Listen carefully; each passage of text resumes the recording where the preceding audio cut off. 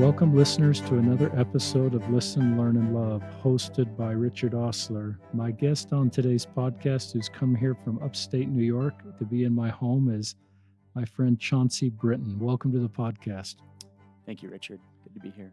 Will you spell your name for our listeners? Sure. It's Chauncy. Last name is Brinton, Brinton. And as you know, regular listeners, I do my best to give you a little bio of my guests, and then I give them a chance to kind of add to that or correct it. So here I go. Chauncey is in his early 40s. He is a psychologist, a uniformed psychologist in the Army. He's been in the active military for nearly 2 decades. In the Air Force and Army, he got a doctorate degree from James Madison University. He's an active member of the church, married, father of 2 boys. He's going to talk about his experience being gay, being a Latter-day Saint, and compulsive masturbation and pornography that were part of his journey, and the shame and the self-loathing and sort of the spot that put him in as he was dealing with that, as well as understanding his sexual orientation.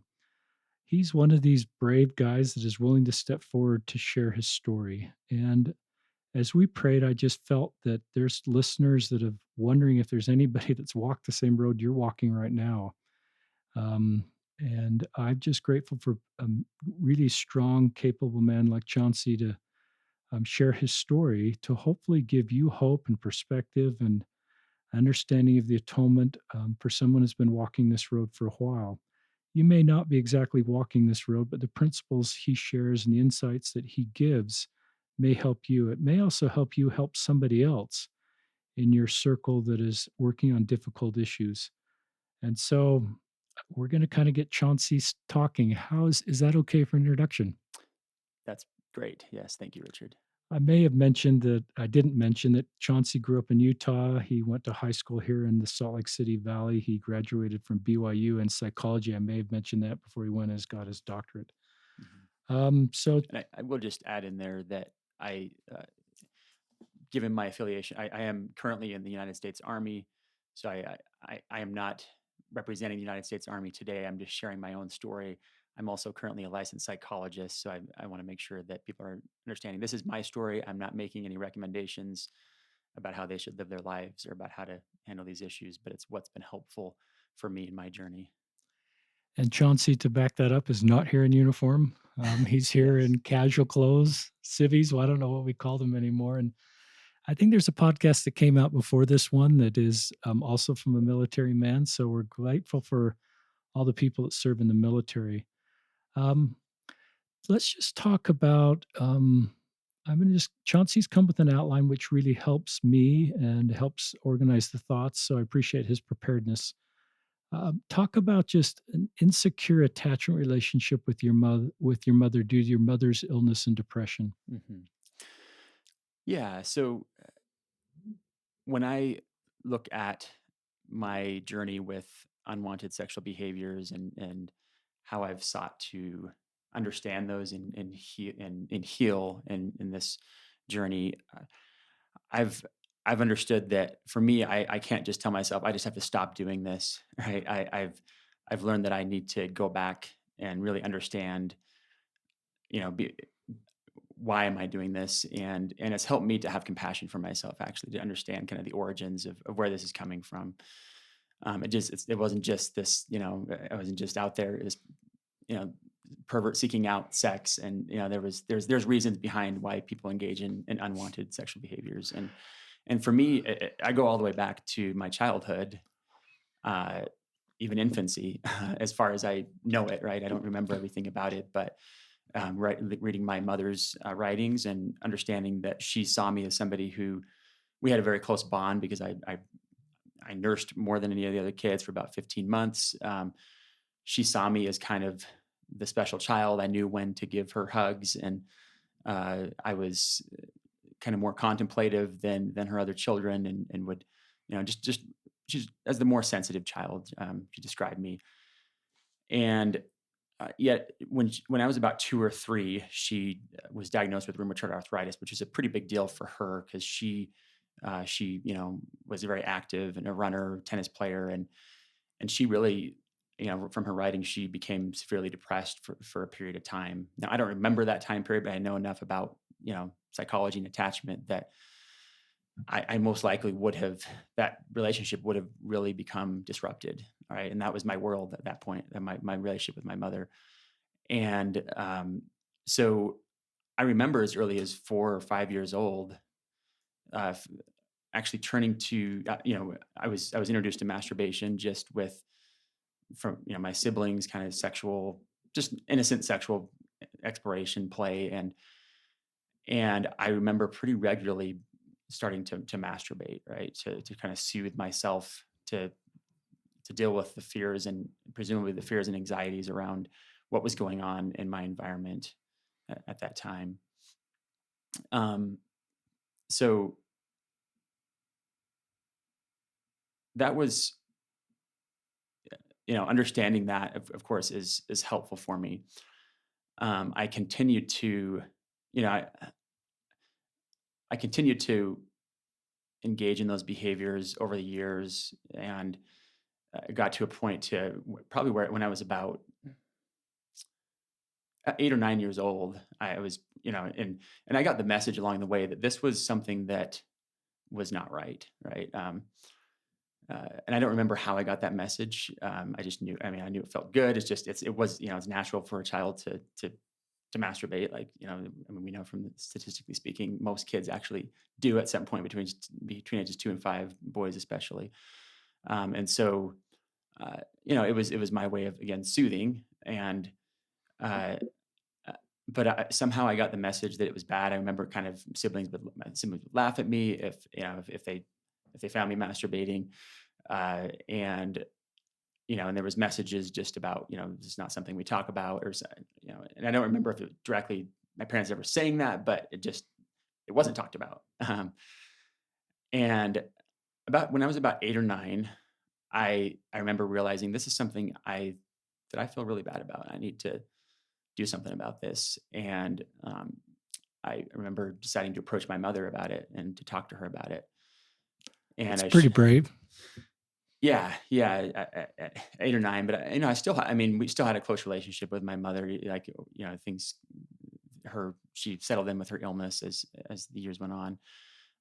And I remember telling her about this habit that I had, and she was very loving, um, and me kind of, and I felt really good afterwards talking to her. Me kind of not having a full understanding of how to manage a compulsive sexual habit like that. I thought, okay, I've repented. I'm never going to do this again. And of course, a week later, I had fallen into masturbating again, and I remember just really being in despair. Like this was, just as a child, kind of beating myself up and thinking, "Gosh, I can never. I must not have repented. I must never tell anyone else about this." Um, and that kind of laid the groundwork for me, I think, for further. I just thought I must be broken, right? If I continue to engage in this and it continues to be something that I want, um, there must be something inherently wrong with me. So that was sort of a key moment, I think, for me, and sort of my shame around this sexual behavior. Um, Did she circle back with you or any other adult in your life, or was that just kind of a one-off conversation with your mom and then you were kind of left to navigate this? mostly a one-off conversation. I don't remember her necessarily addressing it. I mean, there were other times where it was kind of brought up, but it was usually brought up in the terms of like, people who do this um, are not good people. Kind of, that was kind of the message that I got. My father did try to bring it up from time to time with me, and I would usually just, say no. I don't have an issue with that. And just because I was too afraid to, it's like the scariest. I thought I would get in trouble if you were to tell me. And that's logical, and I'm a father trying to have these conversations. Our kids are now older, but what would you say it's natural to be afraid? Is there anything you're a father now, is there anything you could do, any advice to fathers to create a feeling that to decrease the afraidness so someone will open up? Yeah, it's a great question. I think. to me, it has to be an early conversation. I mean, I see my own boys now, like five, I have a 6-year-old and a 3-year-old, and they're where one of them is masturbating pretty regularly, and just you know, we have kind of regular conversations about sex or about the body, and not necessarily, in great details, but this is the penis, this is your body. It may, as he's verbal now, it may feel good to touch your penis. That's something that is reserved for your, a relationship with your spouse someday. So you're not bad because it feels good. If you do touch yourself, you're not in trouble. You can talk to me about it. But it's not just an one time conversation. It needs to be an ongoing conversation, and it's not easy to have that conversation with my son, even because of my own history, right? Like there's still a lot of fears there, and so I think parents, we don't do well talking about it because it is so scary. Like we think if we talk about it, it's actually going to make it worse. But I think it's in my situation, it was actually the opposite because it wasn't talked about. I thought I was broken and something was wrong with me because I was a sexual being that that God designed me that way, right? So I love your conversation with your 6-year-old. yeah. I just Mhm. love what you just said, and I'm not 6, but I'm thinking that that was a pretty natural conversation as my 6-year-olds, even though that conversation might have been a little hard or difficult for you, as 6-year-olds, I would think could handle that pretty well and be Mhm. pretty trusting, and it creates a framework of no shame, Mhm. that keeps the conversation going, and to have that conversation at that age, Mhm. I think that's really good. I hope so. Yeah. Well, I'm hoping he'll continue to want to come to me. That's my But I number think if one you goal. start having those conversations for the first time with teenagers, I've never had a conversation like that with a 6-year-old, and we can't anymore because my kids are past that stage, but that was pretty Mhm. insightful. I like some of the vocabulary you use. I hope listeners are picking up on that because I think it's de-shaming without taking away that it's a sin. Compulsive sexual habit, Mhm. is what this has become in your life.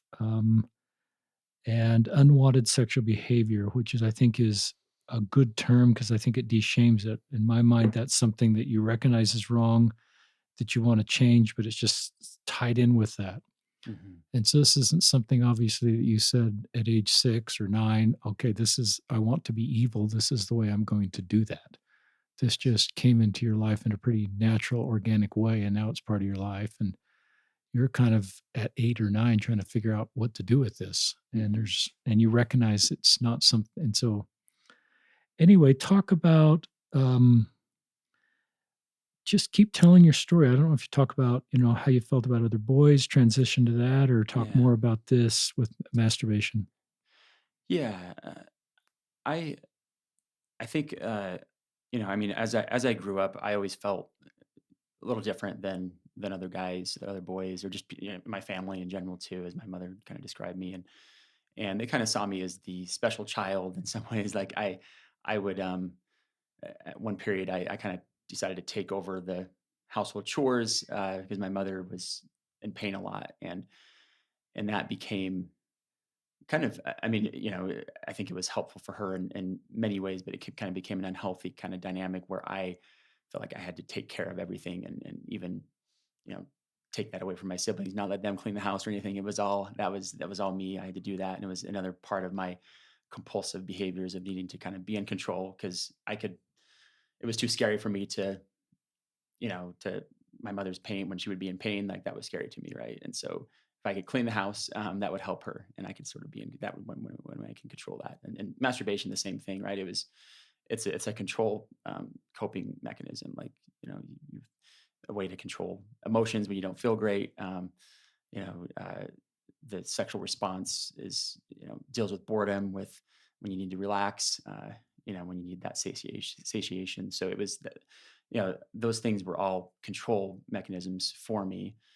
But they with because with the cleaning and feeling different from my siblings, they they would kind of pick on me, a little bit, and I remember from time to time maybe giving me called gay, like because like Chauncey is cleaning the house and uh, isn't out doing the normal typical boy stuff, and I didn't really want to do the boy stuff. I was afraid of just the rough and tumble play kind of stuff. I never, yeah, it was just, I was much more comfortable being around women and girls. The women in my life loved that I was taking care of my mother. The men kind of were like, thought I was, I don't know, I felt like they thought I was weird or that I was different. And, Interesting.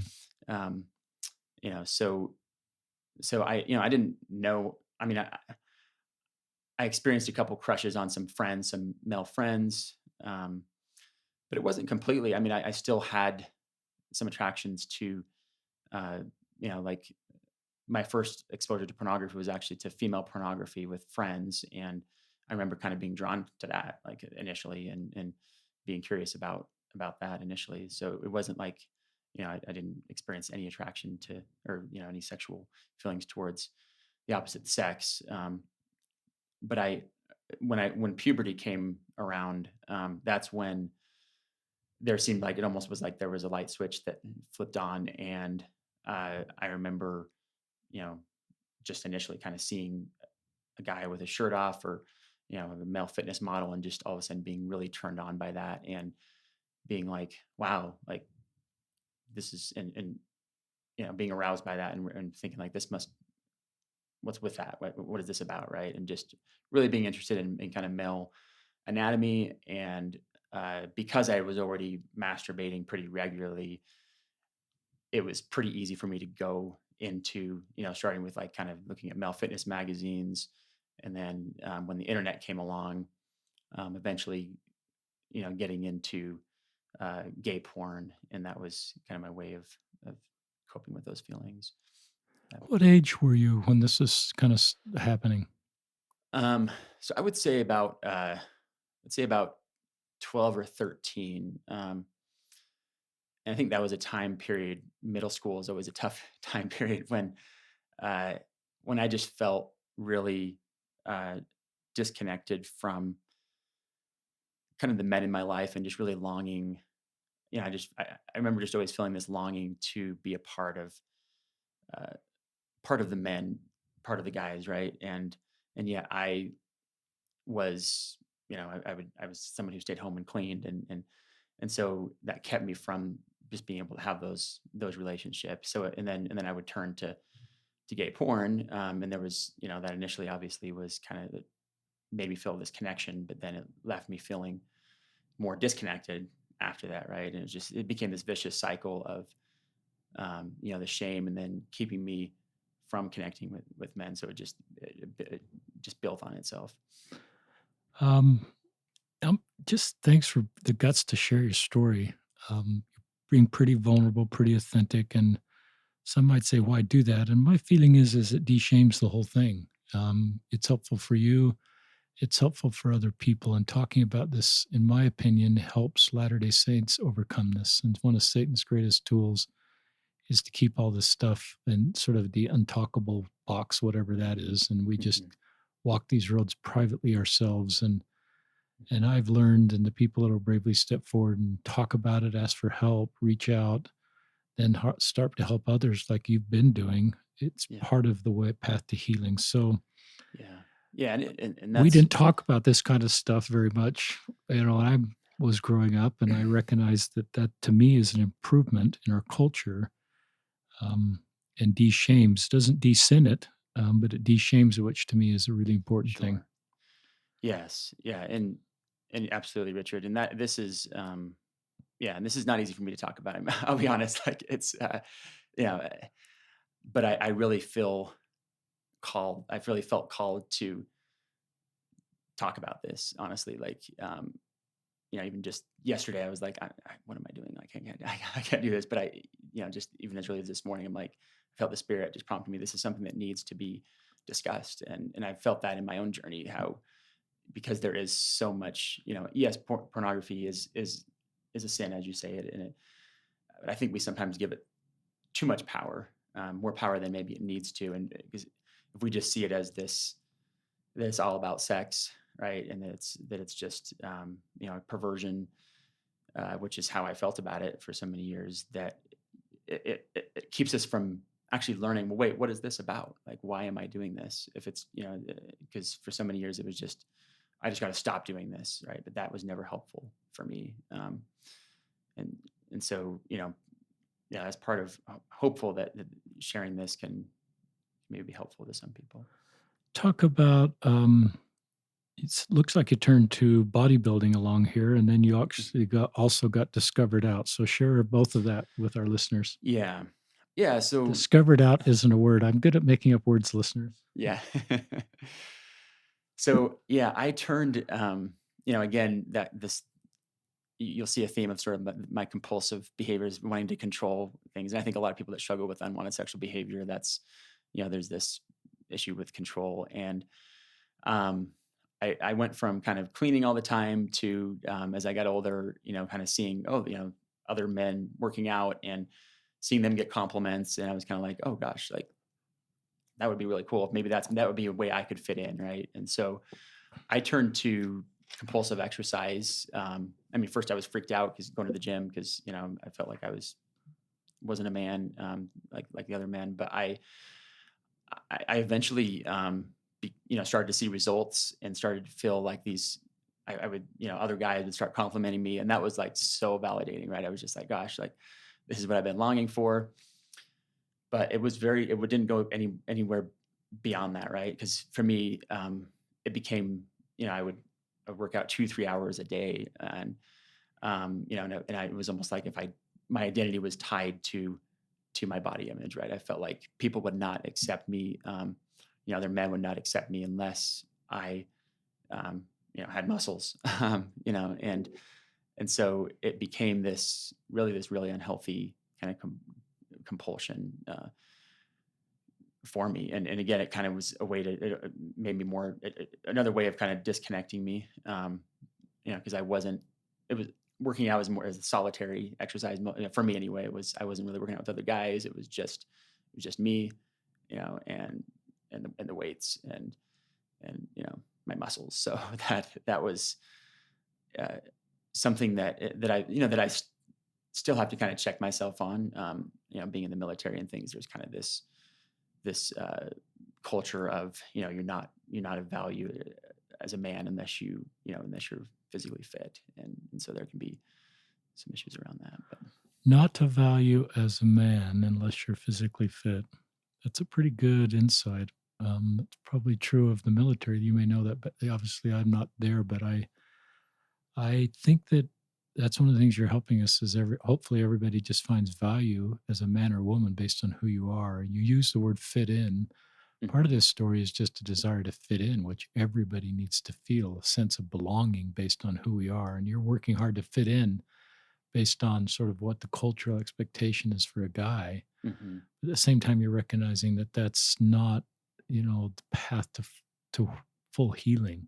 yes, Talk about, and I'm assuming you're a teenager during this time. hmm Talk about just being discovered. So yeah, you've got this pornography thing going on, and yeah, you get yeah. It found was out. it was almost a daily habit, Richard, of me viewing gay porn, and uh, it was such a painful time in my life, right? When I look back at that, like that's probably the most painful time of my life because again, I so wanted to belong. I felt so like, and I feel like I was wearing putting on a face, right? Because I was always seen as like the good child. I was still active in the church. I was still, passing the sacrament, doing all those things. And I felt like on the outside, people, at least that's how I felt, that people really saw me as like this Peter Priesthood person. Yet on the inside, I felt disgusted with myself in many ways. And just didn't know. I always wanted to serve a mission. There was part of me that always wanted to, but I was like, you know, I didn't know where I was going to end up. Right. Like all I knew was this was how I was coping with feelings of loneliness and not fitting in and feeling broken. And so the best and worst thing happened when I The was, best and worst thing. yeah, when I think I was about 18 years old, and of course, that at that time, it was like AOL or something, and that's how I was viewing porn was on the internet, and my siblings had discovered it, and I was definitely very ashamed of that and extremely embarrassed. I think they're kind of chuckling a little bit about it, like, "What Chauncey's viewing gay porn, what's this about?" And I was just, like, my secret was out, right? Multiple secrets are out. Multiple secrets, yes. The if pornography wasn't enough, it was gay pornography, right? And that was really hard, but it was also kind of a relief in many ways that, because they told my mother about it. I remember having a talk with my mom. She was and her being very disappointed, and me feeling like I had just because I so wanted to please my mother all along, and I felt just horrible, about that. But again, I said, like, there was kind of a relief at the same time because now this was out there, like it could be addressed. My mother had mentioned, maybe you should talk with the bishop about this, and so I decided to do that. That was the scariest thing for me, but my bishop, thankfully, was just a wonderful man, and uh, I I remember in that meeting he started to talk about a mission, and I was like, what? Like, why are you talking about a mission? I'm here, like, thinking I'm gonna be told I'm gonna go to hell or something, And I never told him it was gay pornography. Um, that part of it was never really addressed. With my family. I mean, maybe shortly with my family, but never brought up again. And then with the bishop, it was bad enough. It was hard enough for me to talk about pornography, and so I was just freaked out by mentioning that it was gay pornography. So I ended up that from that point on, I stopped viewing pornography, and was able to get ready to serve a mission within a year of talking with the bishop. And uh, my mission was just one of the most healing experiences for me in so many ways, in terms of because I had felt, with my same sex attraction, I felt like I was afraid, like, how that was going to go, but it ended up being I was able to connect with men in a way that I never had before. Right? It wasn't around body image or sports, or it was just around serving and sharing the gospel. And I, you know, I was called in leadership positions, because, and that was very validating to me because I didn't feel like I was enough as a man. And so that was like, okay, well, maybe if the Lord, and I felt they were inspired callings, and that if the Lord is calling to me to this, then maybe He's saying that I'm not as broken as I thought I was. And that was, so that was healing in the sense of my relationship with men, but also my relationship with my Savior, was, I remember coming in the MTC, just coming to the sacrament table, in tears every Sunday, because I just felt so grateful that He was allowing me to be clean to serve a mission. And I knew that He had, done that, and it didn't matter. And I kind of look back. Well, I never talked about, like, that it was gay pornography, and I kind of wonder if would that have changed things. But I knew the Lord, that's always been a confirmation to me that that for me the Lord was okay with that, and that that was, a beautiful thing for me. So It's a great segment, Chauncey. Um, you said some things about fitting in as a man for the first time. It wasn't around body image. It wasn't around sports. It was about bringing people unto Christ. I think of chapter 6 of Preach My Gospel. That's what we're taught as missionaries, is develop those Christ-like attributes. And it makes me think we just have more work to do culturally to develop those within men. And that's really what the focus is of our mission here on earth, is develop Christ-like attributes, bring others to Christ. And if we have interests like sports and all these different things, but just create more space for men to just feel like they belong based on who they are. And sometimes culturally, mhm. in young men's and elders' quorums and other circles, it's just harder, for Mhm. just different men to fit in. And how you felt that, and how the mission experience was the first time you just felt like you belonged. Mhm. And then I love the way you say the Lord called you, which is true, and you served in mission leadership and you saw yourself effective. And I love your understanding of the atonement.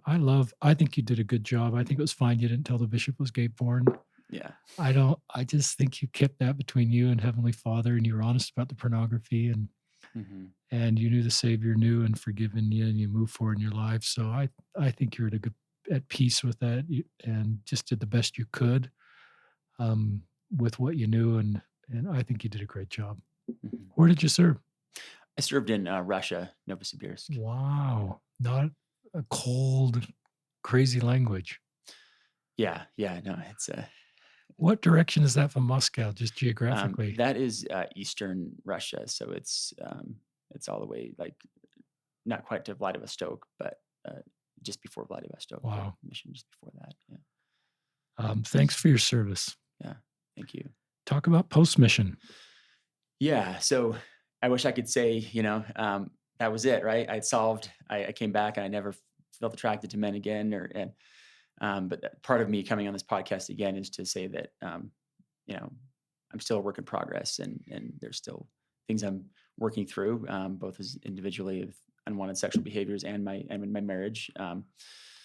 But yeah, so I came back and, I remember just, pretty quickly beginning to, experience, I had my mission president had, challenged us all to make this timeline of, and I felt this pressure to like, I needed to be married within like a year or two. Like that was, uh, I don't remember if he actually said that, but that was the message I got that like, if you're not married within a year or two, like there's something wrong with you. And I love my mission president again. There's nothing to blame him anyway, uh, I remember just feeling that pressure, um, trying to date, but I really just didn't.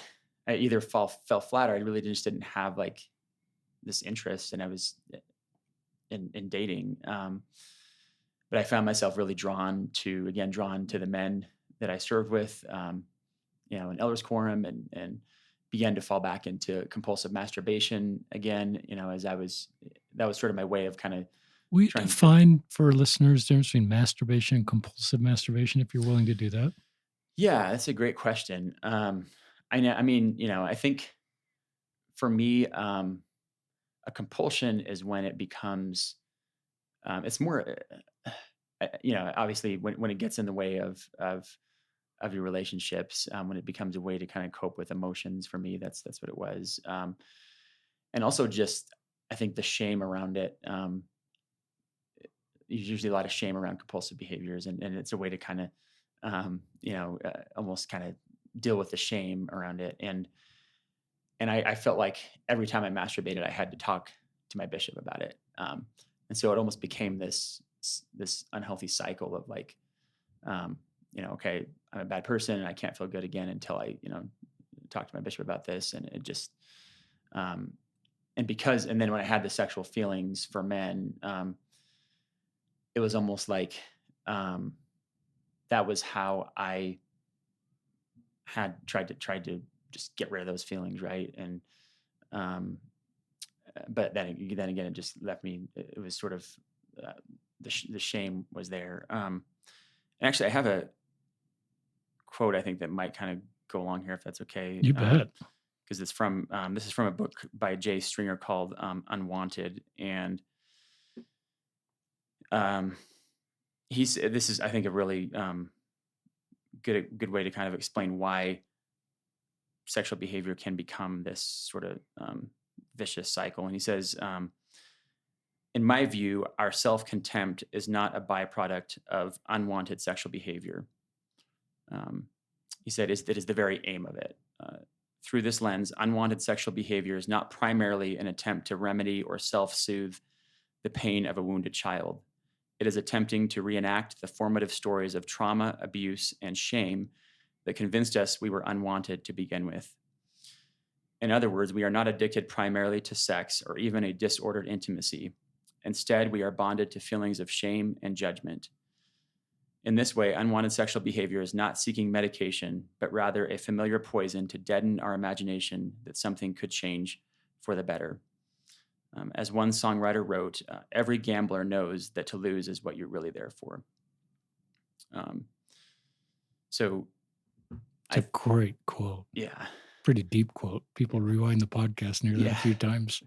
yeah, um, yeah. So for me, I think the masturbation was my way of sort of like, I already felt kind of like there was something wrong because I still had these feelings, and that was my way of almost kind of punishing myself in a way, right?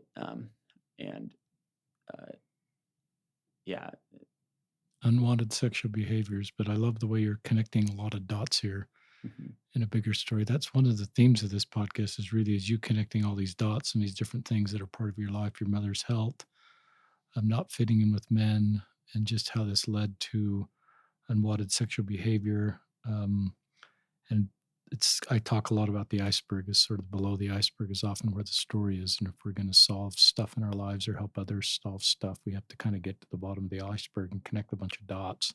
mhm, You've done a really good job of doing that in your own life. And I assume you're helping others. You're helping others right now in the podcast, connecting dots in their life about what's going on with them. Just keep talking. I don't know if you talk more about BYU, if pornography came back in your life, serving the mhm. elders quorum. Yeah, yeah. So I kind of came out to myself. I So I ended up serving, in the elders corps when I came back, but then I decided to join the military, which again was kind of the last thing I ever saw myself doing. But it was also kind of, I think, my way of trying to just lean into some of these fears that I had, and thinking, maybe if I join the military, I'll, you know, people will think I'm a man, or and so I joined It's the a pretty military. honest thought, though. There's some truth in what you said, and I think you know that, and you're Yes. honest to that. But it's helpful just say that kind of stuff out loud for each of us. Yeah. Yeah. Um, Doesn't invalidate your desire to be in the military or that you could be yeah. effective in the military, No. because obviously you Yeah. have. But it's Yeah. it's the And I reality of your situation. Yeah, and I love the military now, and it's helped me to recognize that I'm really not all that different than other men, right? Like, and so it's been a healing in that sense. I mean, not to say that all men are sexually attracted to other men, but just in the terms of the same vulnerabilities and fears and anxieties we have about fitting in, belonging, right? And so I love just working with men, and I think my experience with dealing with same-sex attraction has helped me in that, to sort of love them and serve them. And so, but yeah, I came out kind of more to myself after I joined the military, because I realized it was still I actually got called to be the Elders Quorum president, and these feelings were for some reason they seemed to be very strong when that happened. Like, I would do PPIs with some of the men I was serving, and I loved these men so much. Like, I remember just feeling so much love for them, and then I started feeling these sexual attractions, and it just made me just really anxious, and like, oh my gosh, what if they find out, like, about this? Are they gonna, and it got in my it just kind of got in the way of connecting with them too. At least I felt like it did. And so I realized that maybe I needed to kind of figure out what was going on. And again, I didn't have any interest in dating the women in the singles ward, like, um, and everyone thought I was this awesome guy. Like, they really, I mean, I guess I consider myself, somewhat attractive, and I wasn't like I was, so people wanted to date me and stuff, and everyone was like, "What's wrong with Chauncey? Like, why is he not dating?" But I came out, to my bishop, to a therapist, you kind of, and to my parents at that time. All Um, while you're at BYU. this was before BYU. This is when Bef- I was in the military, okay, um, which is before BYU. So okay. yeah. So I came out just as kind of like, I experienced same-sex attraction. I didn't really say I was gay or anything, but and that was somewhat helpful, although there wasn't a lot of understanding of how to deal with this. Like, it just was kind of like, okay, let's just try to push through it, or I don't know. And my mother was very helpful. It was helpful to talk about it, right? Like, just to say, okay, this is what I'm experiencing. That part was helpful, but it was just kind of like nobody really knew what to do with it. So um, I got out of the military, went to BYU. Um, that's when I had kind of fell back into gay pornography again. I think just the pressure of the dating culture there, pressure of, I mean, BYU is a pretty intense school.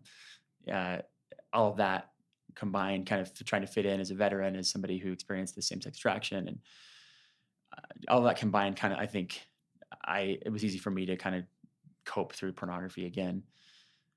Um, and yeah, so but at the same time, so I try, I went to therapy again. I went to therapy to try to change my orientation, but it just seemed like I got to a point where I just kind of got exhausted. Like I felt like I was, I was going to therapy. I was involved in this Evergreen. I don't know if Evergreen was prior to North Star, which is now this LGBTQ kind of friendly organization. If people aren't familiar with that, but it holds up church values. But it was so I was doing all these things, and yet I felt like things were just kind of getting worse. I didn't feel like I was connecting with anybody, and so I just said, you know what, I'm just going to start doing what I want to do in my life and not worry as much about these things. And so I joined the BYU men's chorus. I decided to like take some sports classes just to kind of again lean into some of these fears. Took some dance classes and just yeah, and I really enjoy. I enjoyed my BYU experience overall, but I still, you know, I left there kind of feeling still a lot of shame because I was still struggling with pornography and not knowing what to do with these feelings, and so yeah. Talk about, grad school, talk about, finding your wife. You're Yeah. doing such a good job, Chauncey. Yeah. Yeah. So I um, went to grad school I decided I wanted to go into psychology, and went to grad school. And there was a point at that point, the pornography use was actually getting worse for a period of time. I felt very alone out in grad school because I was like, I just came from BYU. I knew I didn't meet my eternal companion, and I was still having these feelings, and you know, just just really struggling still. Meeting with my bishop, things weren't really changing.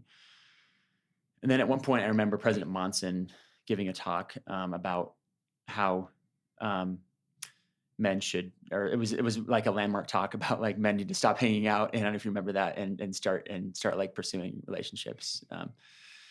And I, and I really felt the spirit from that talk. I mean, you can kind of say that, maybe that was kind of, for some people, like, especially if you experience same-sex attraction, maybe that was not helpful advice. But for me, I always wanted to marry a woman. That's always been, even though, I got to a point where I didn't know if that was going to happen at this time in my life. I was kind of like, I didn't feel any attraction to women. I was wondering, could I even get turned on by a woman?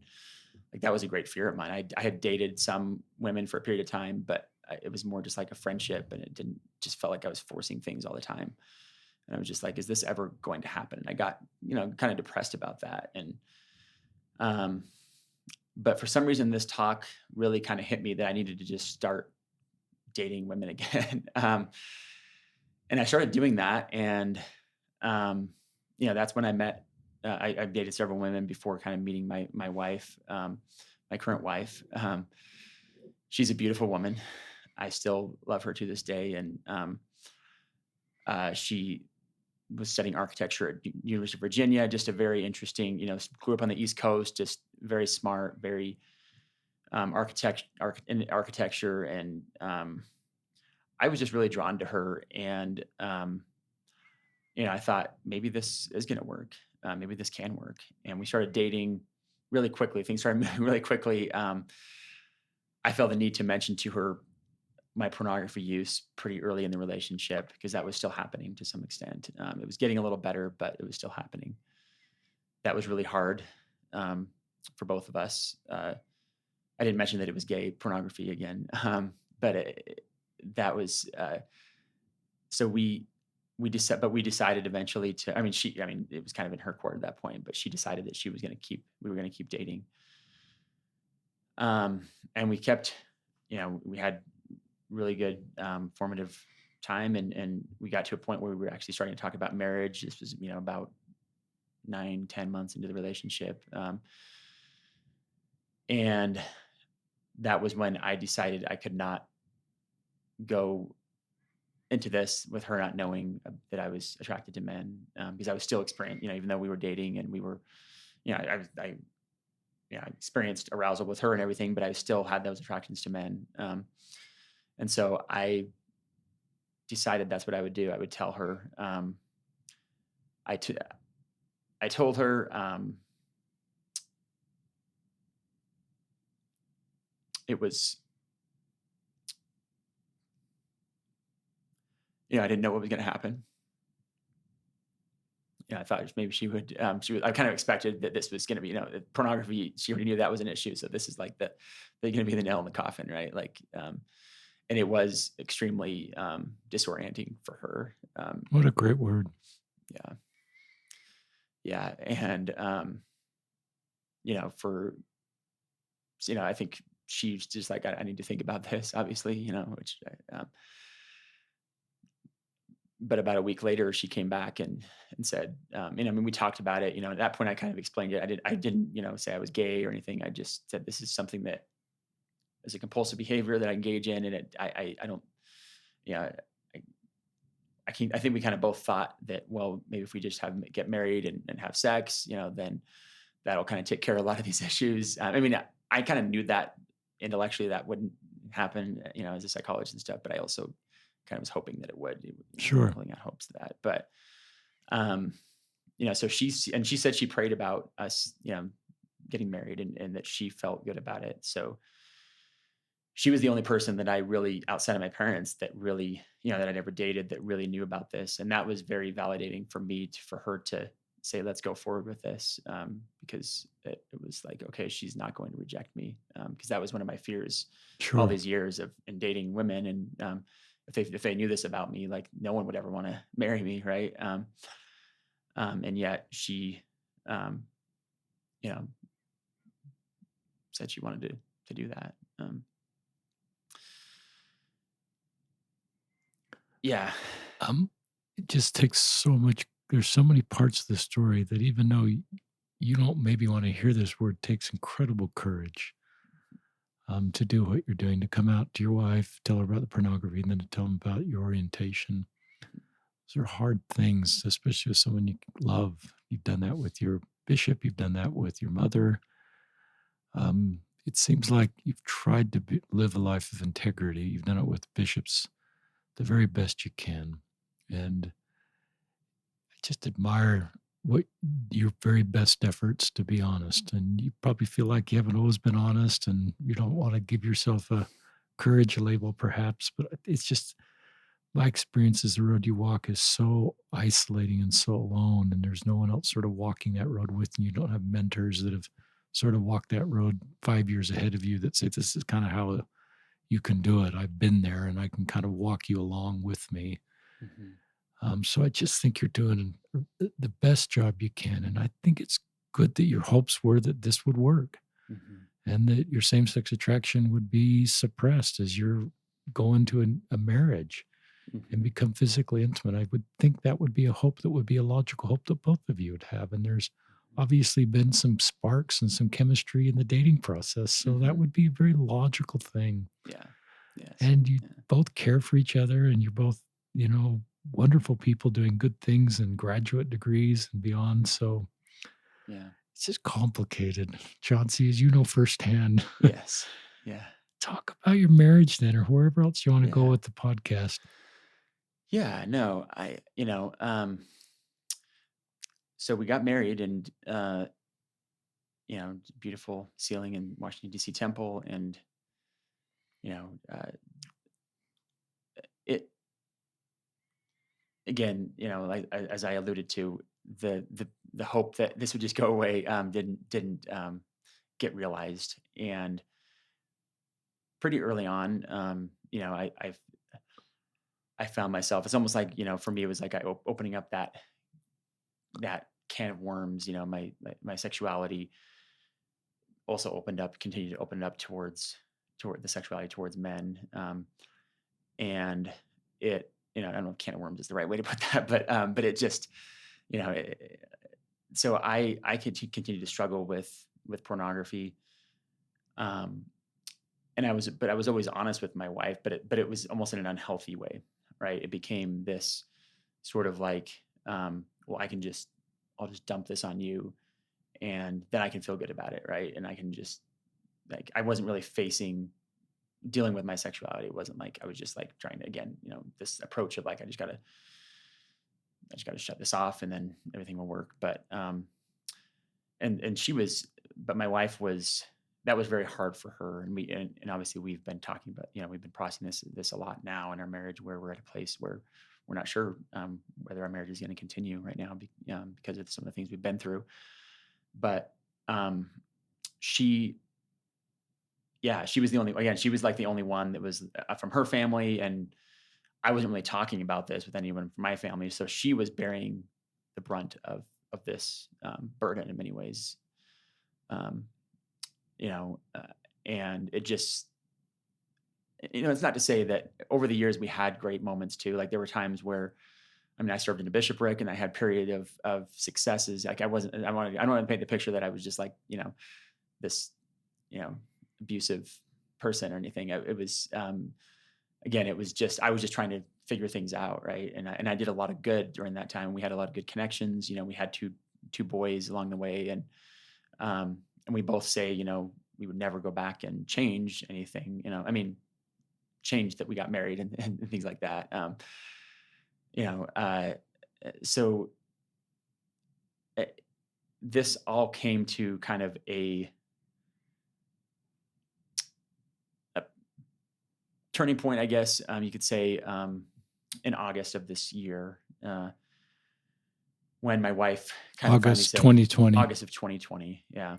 My wife kind of came to me and just said, you know, it was again one of these best and worst things that that happened to me. Like, Chauncey, like I'm not sure how much longer I can walk this road with you. Um, and that was very hard because I knew this time that she was. I could just tell this time was different than because we've had kind of conversations like before, but I could just tell this time was different. She had kind of, it was a lot, right?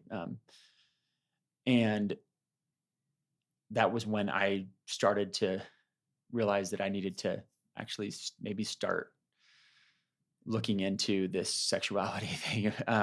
What is this about? And why do I keep going back to this? What is missing from my life? And, you know, uh, long story short, I ran into, I mean, your podcast is a part of the story too, Richard. Like I came across your podcast, Questions from the Closet, these kind of podcasts where I was like, I remember first thinking, oh, no, I can't listen to those. These are where these people are um, on the fringe, right? They're doing crazy, they're apostate or whatever, like I just, but I took that jump because I had a lot of homophobia about myself too. Like, right. I was just like, I didn't like myself. And, but as I listened to these stories, and actually Ben Shaletti was my roommate, by the way, at BYU. So, Wow, but that's we didn't, I cool. mean, we didn't really connect until just this year again. But so anyway, these stories really, my heart became softened, and I started to realize these stories were in many ways my story. Not exactly everybody's story is different, but I recognized that was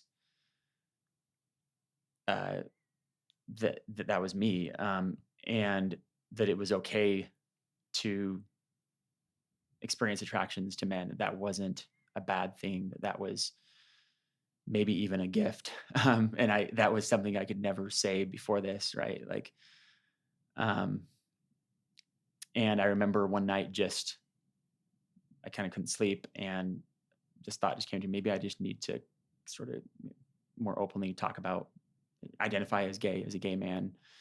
And that would be the last thing I'd ever, I mean, just being on this podcast is the last thing I would ever tell you I'd be doing, just even, a year ago. But as I prayed about it, talking to my bishop about it, I realized that for me, um, it would actually help me to be a better disciple of Christ, um, by just identifying as a gay man.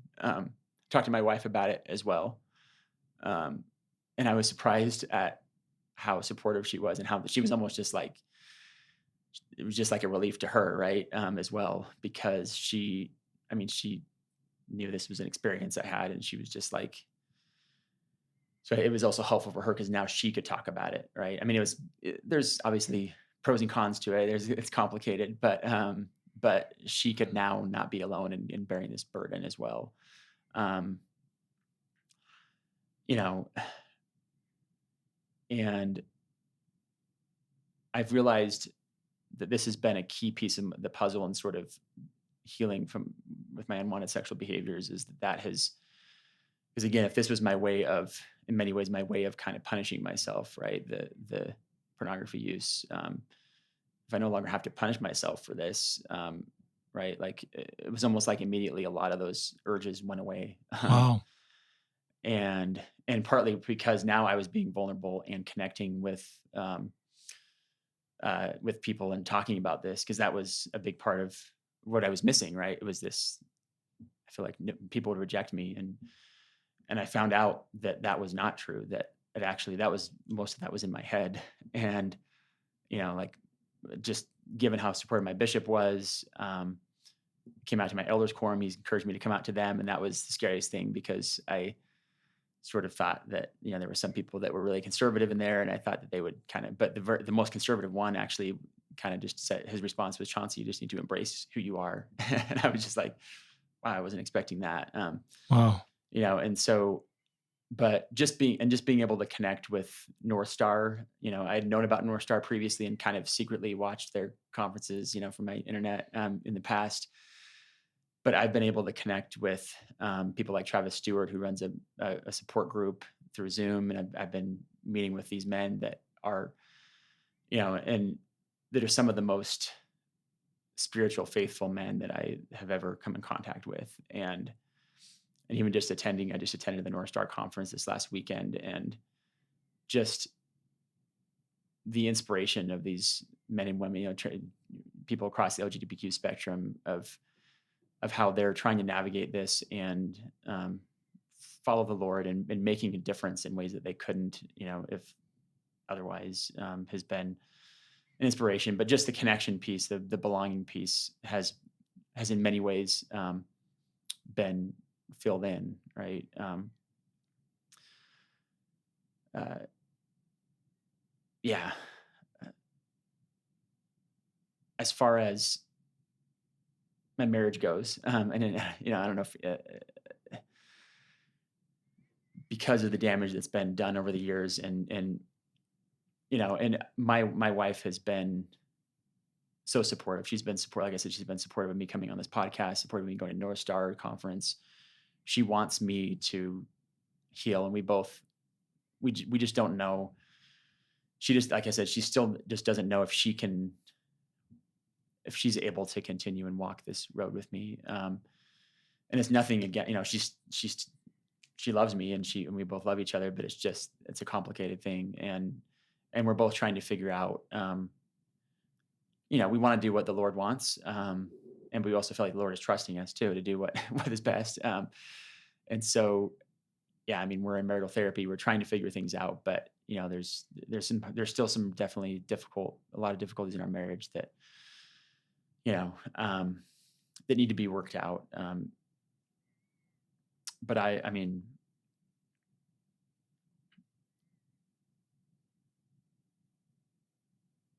I am in this sort of this sitting kind of in this paradox right now. In many ways, I feel like attending this North Star conference was helpful. It also brought up some pain for me, kind of like thinking about the way ahead for me, and um, I really just felt like I needed to, because I still experience attractions to men, and they can be very strong at times, and even more so sometimes now, with given that in my marriage where there's some it's rough times right now. And so the other day I was just kind of in a rough spot and just kind of asking the Lord, like, you know, do I really have to choose between you and, this thing I really want, to be just with a man? I still have those strong longings and those desires, and those came up to the forefront to me at North Star in many ways, just because of the nature of of what we're talking about there, and processing. And the answer that I got from the Lord, was that, Chauncey, uh, you don't, no, you don't have to choose between me or a relationship with a man. I'm not saying I'm going to go marry a man necessarily. I mean, I don't know what that means right now, but I do know that it means, I guess the feeling that I got that it meant for me was that if I put the Lord first, in many ways, I already have, this longing that I have for male affection, for male acceptance. I, in many ways, have that, through my Savior, and he was the man, right, and who has shown that to me, multiple times, throughout all of this, and I felt his embrace. Right, there's times where I just feel like I just want to be embraced by a man, and the Savior has done that for me. And I was the thought that the feeling that I had was that as I put him first and trust in him in this paradox, whatever happens, that I will have eternal relationships with men that are just intimate, connecting, and accepting more so than anything that I've experienced, than anything that kind of a sexual relationship could necessarily give. Um, yeah, and that's kind of where I'm at right now. I don't know. It's just thank you for just being so honest and so vulnerable and so authentic and so real. Those are, to me, Christ-like attributes, men attributes, attributes of courage. I love there's so many things I could say now, but I want to keep having you tell your story. I love that coming out as gay helped you. I love that your bishop didn't say, "Don't talk about this." I love that he somehow intuitively or personal revelation or whatever, because my reaction would have been just the opposite until I sort of stepped in this space. Don't talk about it, Chauncey. Don't let anybody know about this. But for him to be fine with you or encouraging you to come out to the elders quorum and people just to, it's this famous quote, listeners, that we share all the time. Fitting is about assessing a situation and becoming someone who you need to be.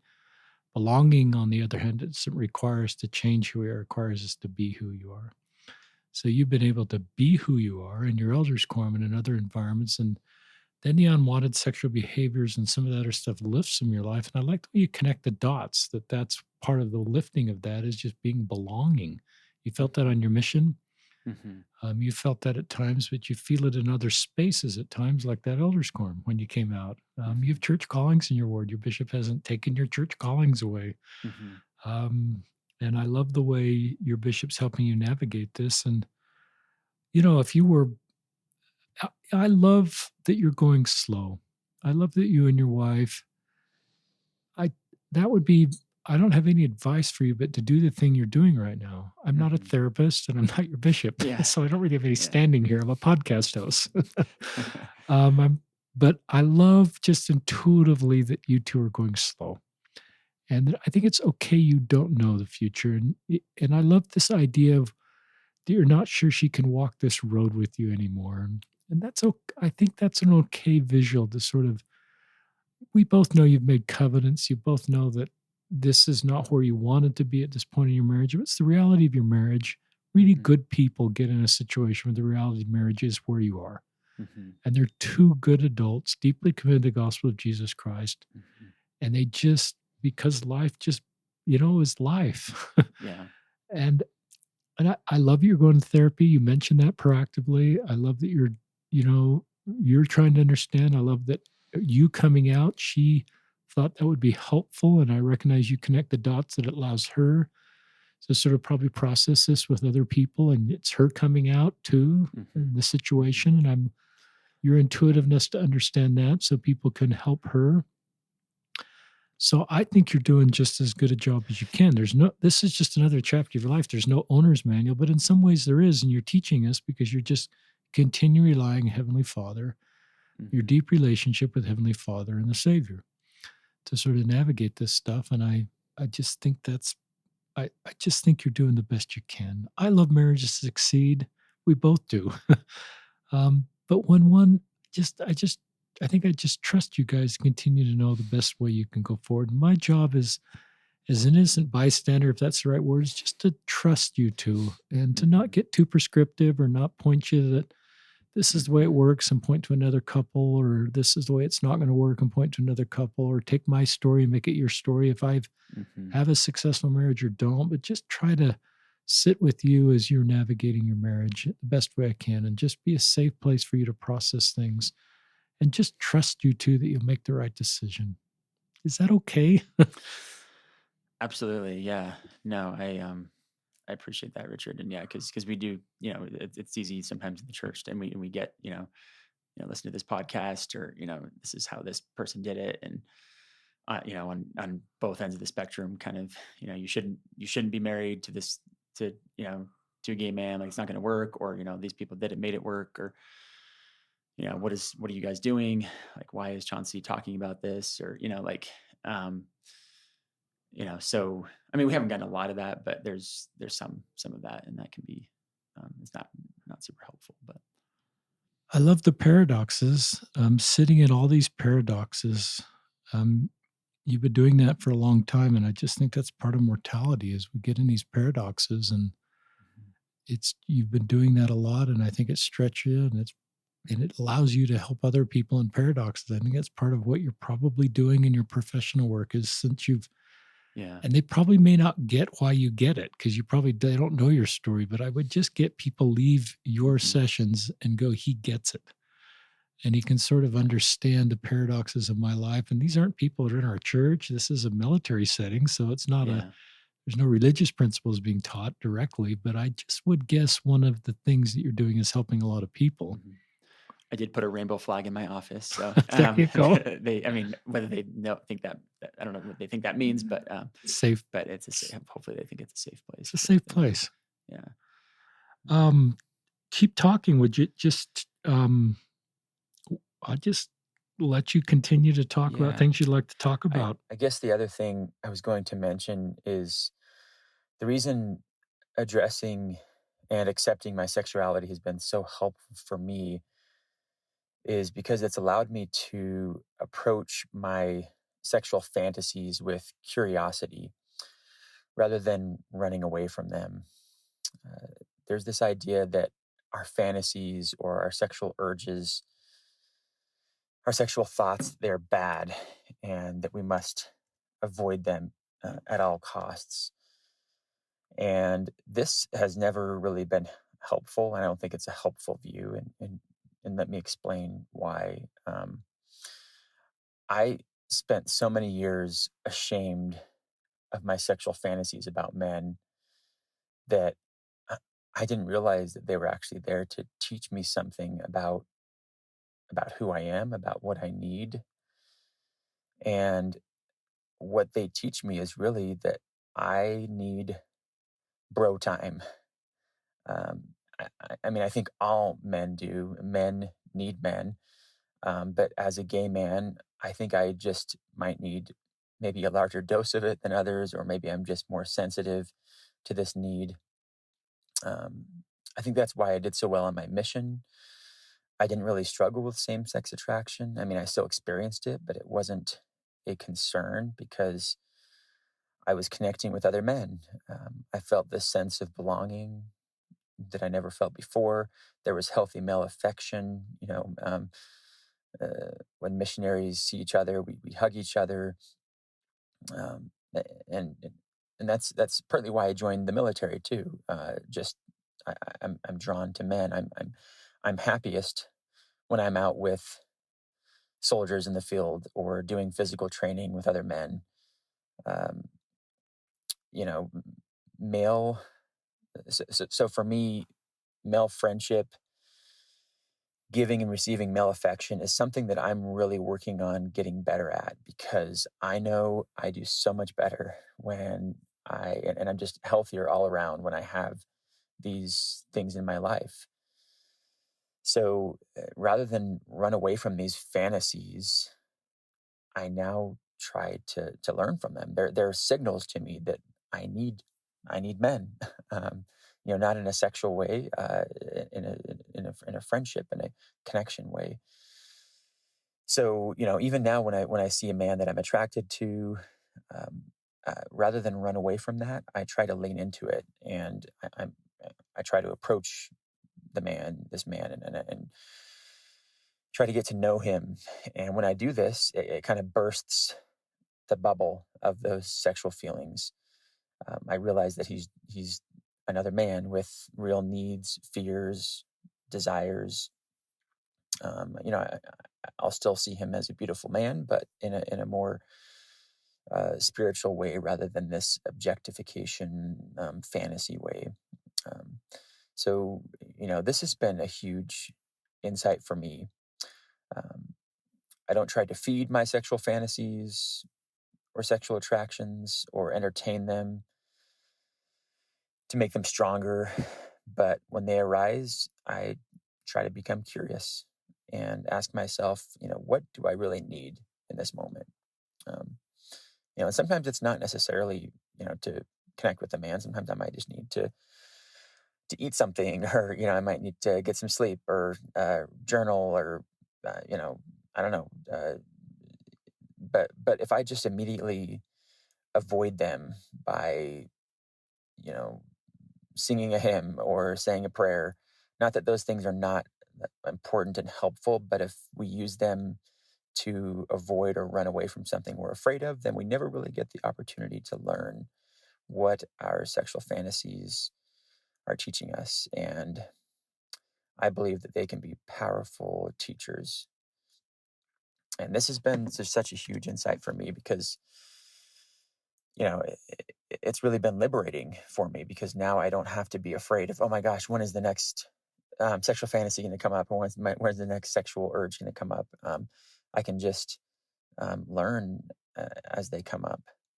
So because and there's actually another quote that I wanted to read that I think really talks to this. Because I think we sometimes have this idea that if being chaste means being perfect, right? That means you never have a sexual thought or feeling, or that you never masturbate, or whatever. Um, and this quote this is from Adam Miller, Letters to a Young Mormon. I don't know if you've ever read that Yeah. chapter. On this chapter is amazing on sex. But he I think this is perfect. He says, learning to be chaste is like learning to play the piano. There is only one way to learn. You must practice the music without already knowing how to play. Similarly, you must care for your hunger without already knowing its strength, meaning your sexual hunger, without already knowing its strength, its character, or how to direct it.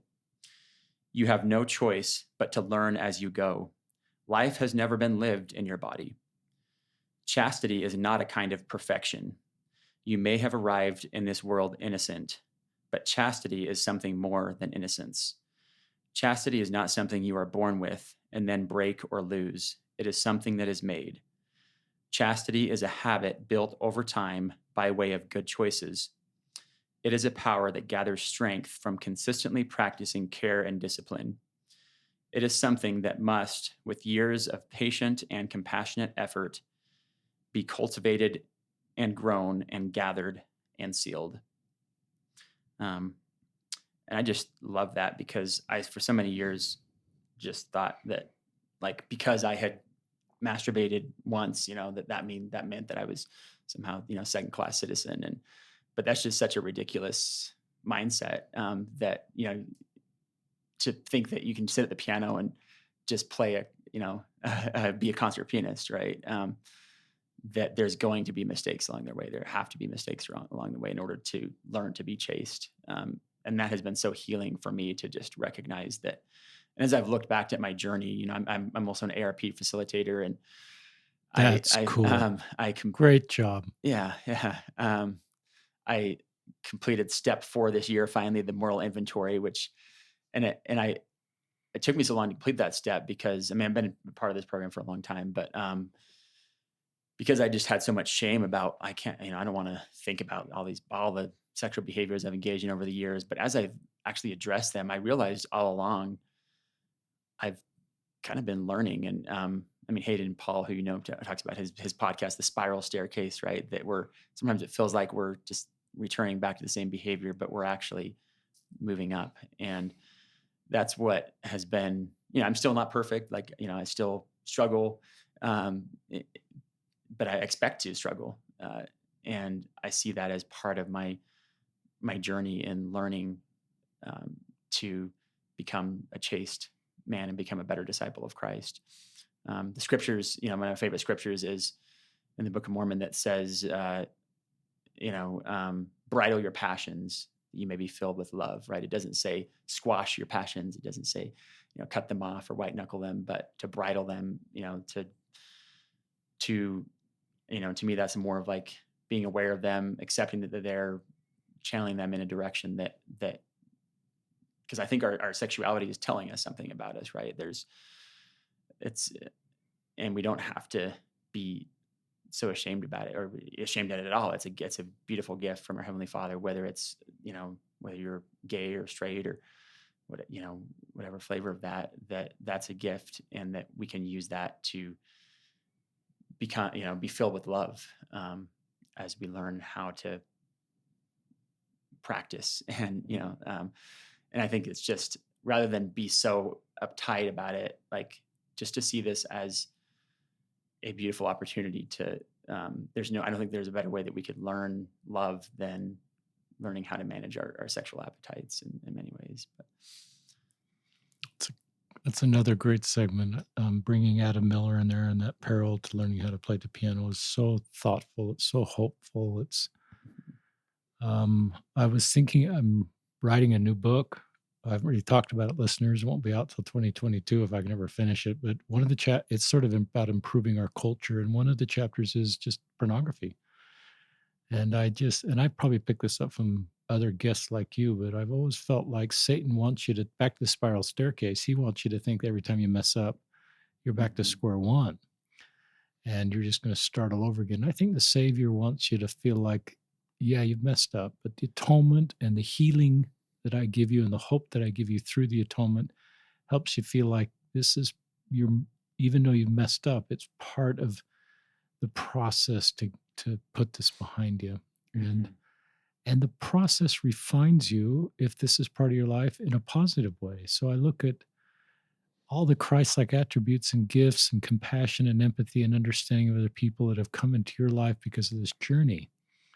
And I'm not saying that we should look at pornography to sort of develop compassion for others, but mhm, mortality just tests us, each of us, in different ways. And each of us have our individual journeys we walk and hard chapters in our life that I think is just part of mortality, to grow and stretch and then to be able to be more compassionate and sort of reach out and bring others. And I would guess you're an incredible ARP group coordinator. And mhm, I love that you went through the moral inventory section, and you're the wounded healer we talk about in the podcast a lot. You've heard that mhm, quote, and a lot of our listeners have, is, this desert. Um, you were in a really you've been in this desert for a long time alone. That's the other part of your story is, mhm, you're alone. And at times you tell people what's going on in your life the best way you can, but then you're kind of back to alone. mhm, And I think that's one of I don't want to use Satan too much as like he's in control of everything. I mean, Satan's real, but I think that's one of the things that he loses when you talk about this and when others talk about this, because you've seen how it's helped you to hear other stories, and you sharing your story helps you. mhm, Um, it helps me because I get insights into the gospel of Jesus Christ and just thoughts and impressions come on, but it really helps people that are in that desert feeling really alone. And parents and priesthood leaders that need the stories that you're willing to share to help as they better help others. Um, talk about, I think I know how you answer this question, but tell me if you think identifying as gay, or looking at porn, oh, I'm sorry, did masturbation or porn make you gay? Uh, Good question. Yeah. Uh, the short answer is no. I mean, just the research doesn't support that. In the social sciences, but I believed that for so many years, and that was again another part of my shame that I was like, I must have done this to myself, right? By masturbating so much or viewing gay porn, and so it was again a part of that shame cycle of like, okay, well, then that means I just need to keep punish myself in this way. And so, that question I think is just not a helpful question, right? I mean, I told you to ask that question because I It's think so many true. people ask And it, that's just the or it's just stand-up guy that Chauncey is. He actually gave me some questions, yeah, not easy questions to ask him. That's yeah. But the reason it's not helpful is because I guess I feel like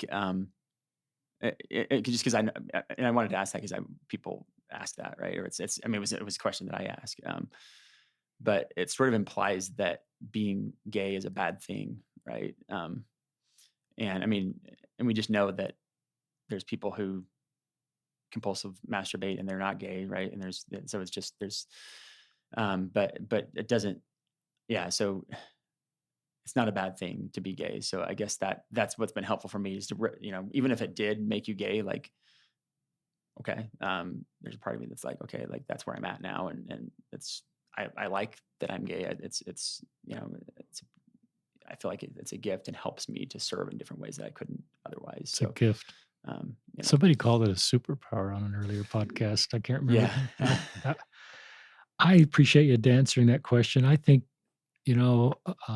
we've tried to we being straight Latter-day Saints have tried to historically sort of explain this away. Something went awry, either something happened in your life or you did something. And so, then it takes any responsibility off of me to sort of create a feeling of belonging for you because this is not, we can undo this or you can undo this. But I think we've come to the point with more people coming out and just saying that, and the science, which is helpful, just saying this is how you're created, and mhm, that it's actually a good thing, and it's part of the beautiful needed diversity within the world and in the earth and within our church, and it helps us come together and create Zion in our differences.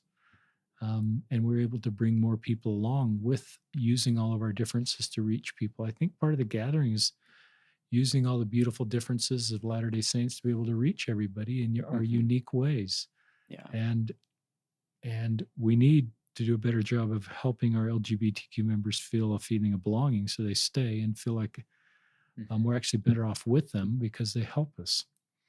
Other questions you'd like me to ask? There's a few more here, or do you want to just kind of proactively talk about anything else you want to talk to? We're kind of towards the end of the time allotment. Mhm.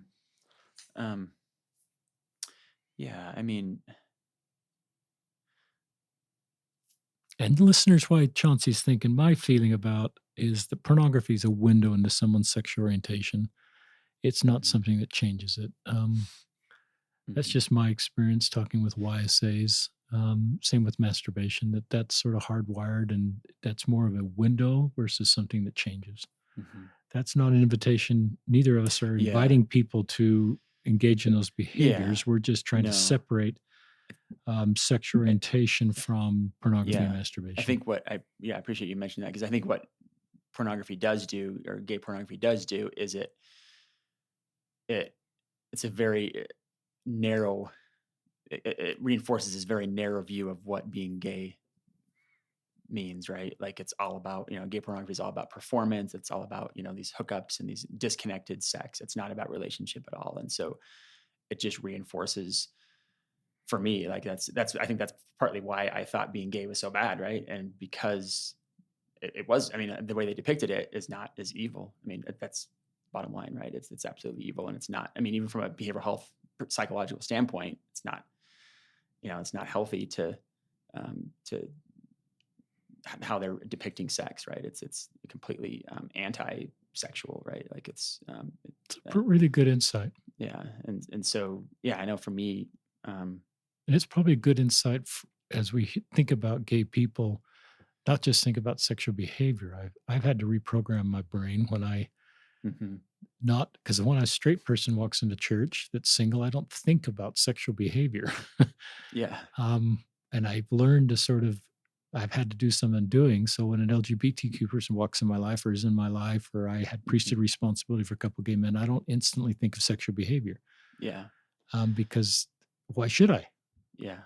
So that's yeah, Yeah, and and that it's helped me then to also recognize as I've because people say, do you really have to like identify as gay and what's up with that and can you just, you know, we're I don't all know. But I mean, I don't have to, right? It's my choice. I mean, in a sense, right? But for me, it's helped me uh, to expand my repertoire of what it means to be gay, right? Like I don't because now it's not like I have to turn to porn because there's not, I'm not in the closet about it and it's not so shameful. So I recognize there's other parts of this that allow me to just, because people, in the past I thought, well, maybe if I just don't view gay porn, I'm not going to have these attractions anymore. But actually, in some ways, they become stronger when I'm not viewing porn because I'm not, trying to act on them. And so, but I listen to them and sort of understand that there's more pieces to it. That there's a romantic piece to it. There's a piece to it of just being interested in men and wanting to just loving men and wanting to understand them and connect with them and just having a sensitivity, I guess, to those things. And so yeah.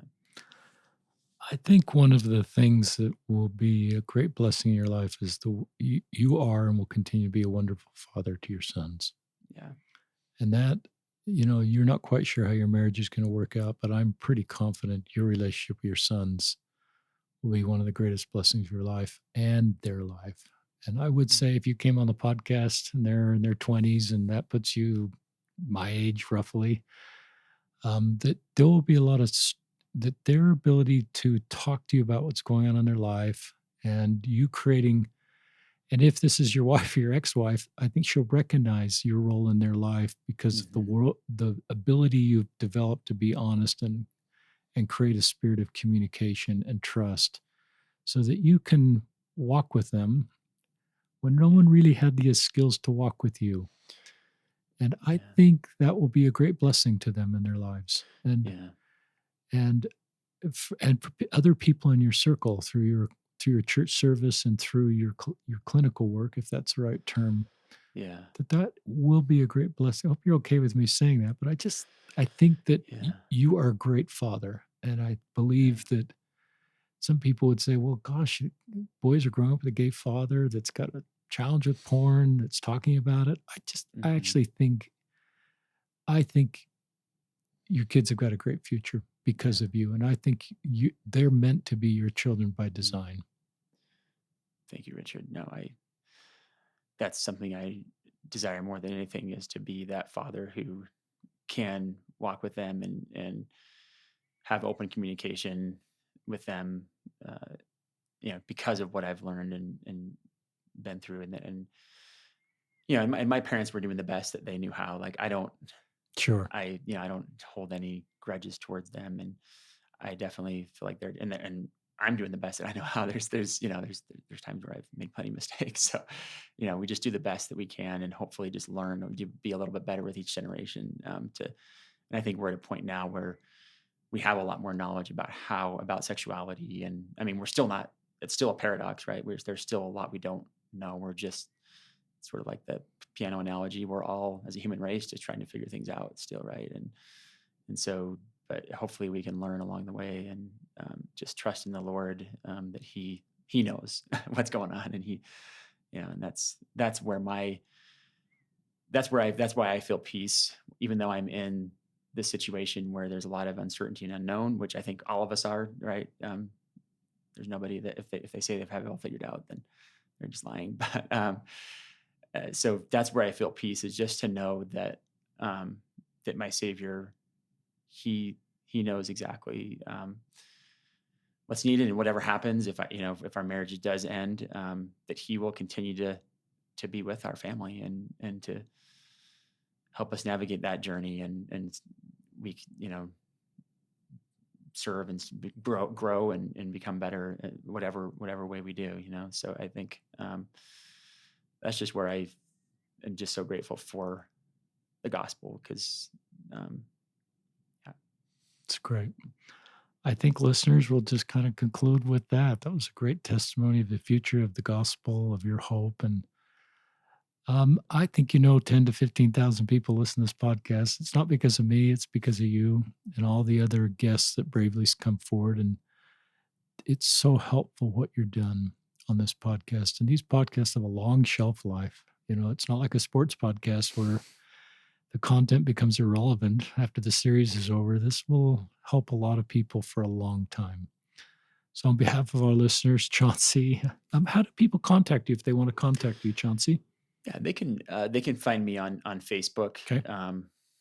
just under my name, Chauncy Brinton, and then just tell me. I try to screen people kind of because things can happen, but just tell me how why you're messaging me, how you found Good. out about me, and then I can either add you or just message you back. But So yeah, we'll put Chauncey's. When I post these on Facebook, I usually tag the person that's on the podcast. So you should be able, with a name like Chauncy Brinton, you should be able to track him down on Facebook. So if appreciate you letting us know how to find you. And so thanks, Chauncey Brinton. And this is Richard Osler signing off on another episode of Listen, Learn, and Love.